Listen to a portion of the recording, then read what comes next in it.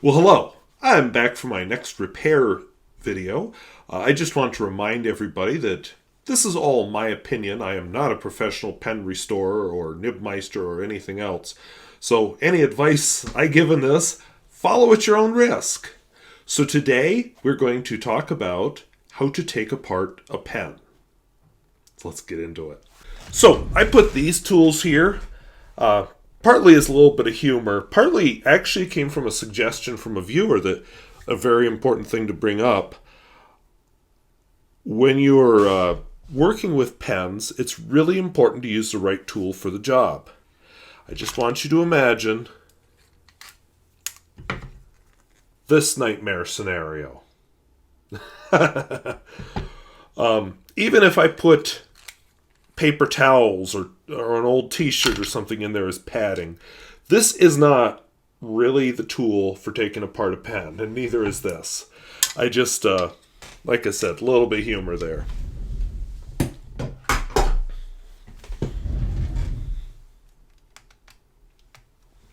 So what is a good tool?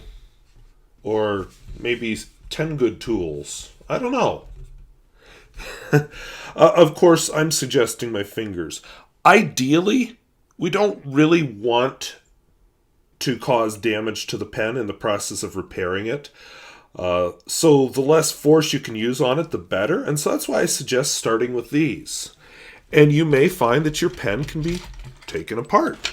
I have here, this guy's been had a kind of a rough life with, I'm thinking, hot water or something. It's a Parker of, I'm not sure exactly what kind of Parker. I will be addressing it in a future video. But let's just say I want to open it up. Well, as it turns out, I can. I just used fingers and I pulled that apart. Now, admittedly, I knew I could do that before I tried that. But amazing. It just works. Some pens are a little bit more interesting. I'll show you some more interesting ones. But before I get to that, I want to show you, in the interests of full disclosure, one of my disasters. Now, my spotlight's not in the right spot. There we go. Now, don't think this is me saying I did something wrong. I do not feel guilty about this one. Unlike some of my failures that I showed in my first video, I don't consider this my fault. So I was quite excited to receive this pen. This is a Waterman's Taperite. Looks beautiful. You can probably tell the little injury there. We'll get into that here in a second. Oh, now we're into it. Okay. So anyway, I used the right tool, which I'll show you here in a minute. I just struggled. It was a bugger to get it apart. And then it cracked, exactly as you see here. Now, research the Waterman's Taperite. I have one that was very easy to restore. Canadian manufacturer. The US model used some kind of glue here that even a lot of vintage pen repairers that are much more experienced and knowledgeable than I fear to tread. This is a frequent consequence of trying to work on a Waterman's Taperite, to the point that some restorers just refuse to work on them. If fingers aren't enough, this is a good tool. These are called section pliers. They've kind of got a tapered and rubberized grip that'll help protect the surface of the pen. You know, even with these, you could squeeze too tight and shatter your pen. But the idea, let me find one here that's looking likely. Hey, how about this guy? This guy's going to have a few stories. So first, let's see if... Oh, it doesn't need section pliers. Hot dog! Good, now she's ready for the next video. I'll leave it sorted together so I remember that those parts go together. All right, so maybe I won't be demonstrating the use of section pliers today. Maybe I'll just do it. just for fun. Oops. Okay. So this one, I don't even know what this pen is. Oh, it's an escritor. It's an Argentine pen. All right, so if you use section pliers, I want you to notice one key thing here. Leave the nib and feed in while you do that, because they'll actually help provide some strength to preserve the section. Now, before you do this, find out something. It could be that this pen just unscrews, and so trying to pull it out using section pliers doesn't work. It could be, it's a little more complicated than that. And sometimes, if I'm to the point I'm using a little more force than I would like there. So that either means I'm wrong about how this comes apart, or there's more going on. It could mean there's glue in it. I see a lot of dried ink around here. Sometimes that'll act as a glue. Of course, you have, especially if it's a celluloid or something, I don't know what this is made out of, they will sometimes shrink and get a little bit harder to get into. So I'm just going to give up on that one for now. And I'm just going to show you a couple other considerations on this topic. This is a pen I recently restored. I can't remember if it was one that was in my first video or not. Doesn't come apart down there. Some piston fillers do not unscrew down here. A lot of piston fillers don't. So if I want to get into this one, I'm going to have to work up here. And I'll talk about that in another video. I have a whole video series planned on pistons. Or not series, but a whole video planned on pistons. So I'll talk about that there. But I wanted to bring up another pen. This one, interesting Soviet pen with a fish. And it actually comes apart right here, which you'll find a lot of pens do. I guess I haven't cleaned it yet because I see that's full of ink. And there's a monstrosity I haven't figured out yet. So we'll have to deal with sacks soon also. But it's a hooded nib. And so maybe I want to get that apart. So how would I go about doing so? Well, I actually have a pen that's a little bit further along right here. I somewhat put it back together. But basically it unscrewed.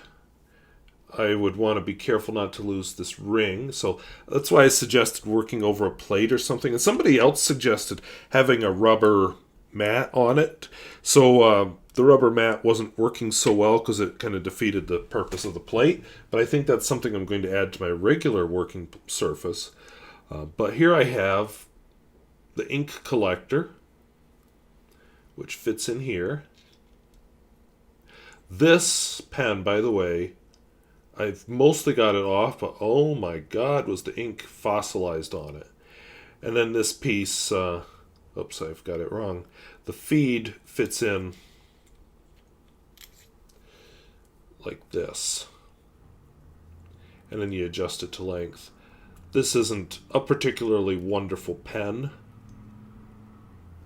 but there you go. And then the trick is you have to get this nib aligned properly here, and while you're screwing this in, and that becomes a bit of a challenge all by itself. So the Parker 51, I believe, is quite similar to that. So yeah, if you work on a Parker 51, good luck. No, I'm not kidding. That's a very common one to restore. I've never done so, but others have. But here, I would just keep turning that bit until, okay, so it looks like I need a 180 degree rotation. I would just keep turning that bit until it's lined up. 180 degrees, I kind of wasn't paying attention. And there we go. This one is a bit different from the fish pen, but I'll tell you what this means. We've got another one of those accordion fillers, so we'll have to talk about that here one of these days. Alrighty, now I'm going to show you one or two others just for interest in how to get into them. No. Don't. This is not meant to come off. This section stays. But what if I want to take the nib out? Is this my... No, this isn't. Ooh, this is got a Parker nib on it, though. I'm going to go grab a pen that's just out of sight that I happen to think of.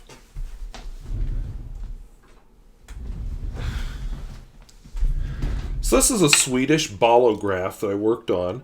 I found out that there are nib issues. So you may be wondering, how do I get the nib and feed out? Well, some of them unscrew, so that's something you probably want to research before you actually try it. Some of them are just friction fit. Now, sometimes you can just pull, like I just did. Ooh, and it shows that I could have cleaned it better too. And you've got your nib and feed out. Now, my opinion on this pen, because this nib would brush against the bottom of the top of the cap, and then the tines would get misaligned like they kind of are now, I would think that the nib and feed just need a little bit better alignment, and then I could stuff them back in. By the way, I won't take a pen fully apart if I don't have to. You know, that whole do no harm thing? I try to live it. So yeah, often your nib and feed will just friction fit. And yeah, that nib's going to be saved for a video on nib repair. But I will say, it's no longer hitting the cap when I cap it now. So this pen, this bolograph, is a lot closer to being in use. What about a pen like this that I can't get into? Well, like I said, sometimes soaking works. There are pen restorers who will use a gentle application of heat. Sometimes they use glue. Hopefully not glue like in that Waterman's Taperite, but they may use glue to help hold it on. And sometimes the heat helps remove that. Now I'm afraid of heat, mainly because of what it can do to celluloid. So I don't know if I will try that, or if this will be one that just sits and waits till inspiration strikes. I'm going to show you another pen just to get some possibilities. This is a Czech pen. Here, we'll show it to you kind of as is first. And that's interesting. Looks like a converter, doesn't it? Well, you'll find this monstrosity on a lot of Central European pens and Soviet pens. Now, I think a lot of these are glued in place. So I haven't cracked that nut yet. But I have an older Centro pen here that was quite interesting. This will be the subject of a future video where I talk about pistons, because we've got to do some piston repair, and the bit I have to repair is laying on the plate. That's why I can't find it. Okay. But this is the same sort of a deal.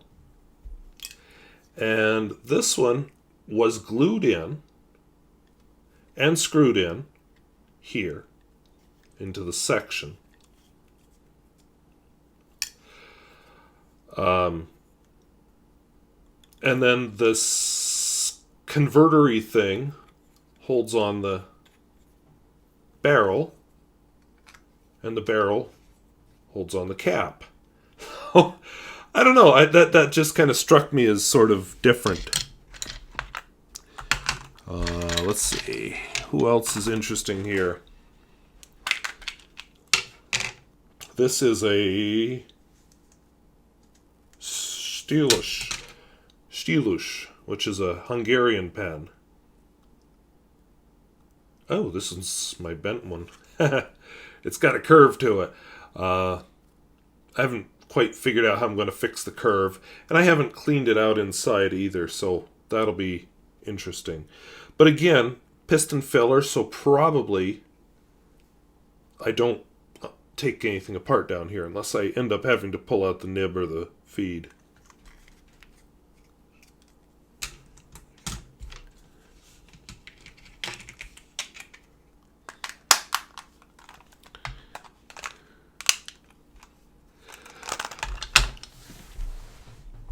Now there are a few pens that are piston fillers. Let's see if this is one of them. Oh, nope, this is another ballograph. Nope. Okay, so I don't have one handy. I didn't think of this till just now. But there are some pens where the nib oh, here's one. Wow, right in front of me. Modern pen, that nothing wrong with it except I hate this nib. But some pens, the nib and feed,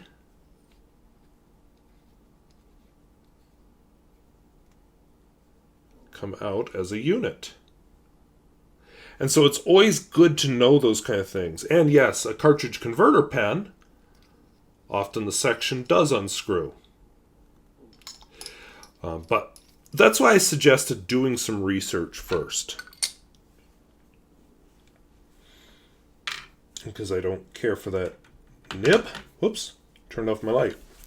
We'll just put it over there. So, a few projects to keep me busy. Since this one is done, I'm going to pull it out. That just was a visual aid for a video. So, what did we learn here? First of all, use the right tool for the job. You use my joke tool. Where did I put them? Okay, seriously. I didn't go very far. Oh, wow, right in front of me. We don't use these to take our pen apart. These are the best tool. You're the least likely to do damage with those. If you really must, section pliers. And if you use section pliers, when removing a section, always make sure that the nib and feed are in it at that moment, because they actually provide strength to the section, because you don't want to crack it, because once it's cracked, well, then what? Then my other advice was a lot more esoteric, which is why we looked at so many pens so quickly there. Know what you're doing. Some sections unscrew, some don't remove at all. So I would research it and find out what's going on with this particular type of pen before you do anything. Because if they don't want to go, you get things like what happened with my Waterman's Taperite, and they just shatter. And I don't feel guilty about that. When I feel guilty, I called myself a dumbass about those other two pens that I showed you in my first video. Not the Taperite. That's a pen that defeats even the best. So if you want to work on a Taperite, I suggest finding a Canadian one, because they're a lot easier to get into. Aside from that, I don't know, just other than keep the parts together. And my suggestion is don't remove the nib and feed unless you have to. So I have this glass nib. That's not coming out. I'm going to soak, and now that it's apart... Oh, I should have done that under the camera. There's the old sack.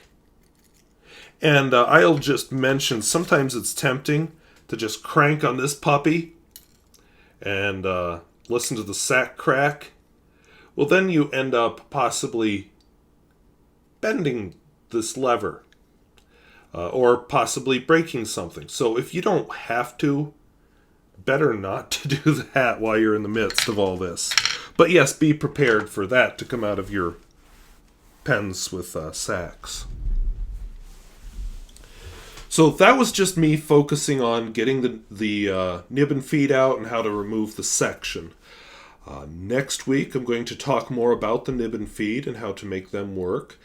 So I will get a little bit into nib smoothing. Well, no, I'm not nib smoothing. Nib straightening.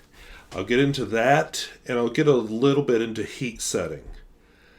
And then we'll have to start looking at the other end of the pen. You know, I need to do a video on pressure bars. So look forward to that, how to resack a pen, and so on. So, and then we'll have to do a video on pistons. I'm trying to go the order that I look at things. So probably if I may just do this, because this is actually a pretty clean one. Usually my next step is to chip old bits of sack off of the pen, but looks like there's not really much stuck to this one. This pen will be kind of interesting because it looks like it sticks right to the feed, which a lot of them don't. So anyway, hope that was interesting. Hope that was useful. And look again, remember, this is the blind leading the blind. I can kind of see out of one eye because I've done a few, but I'm by no means experienced. So if you're ever uncomfortable with a particular repair, don't do it. Don't try to overjudge your ability. You end up with broken pens that way. And nobody's making any more vintage pens. So always, always, always go back to my first principle in my first video. First, do no harm. So I want to thank you for watching. We'll talk to you later. Oh, and share any comments you have about removing sections and nibs and feeds. I would welcome any input you have. So, well, thank you for watching. We'll talk to you later. Bye-bye.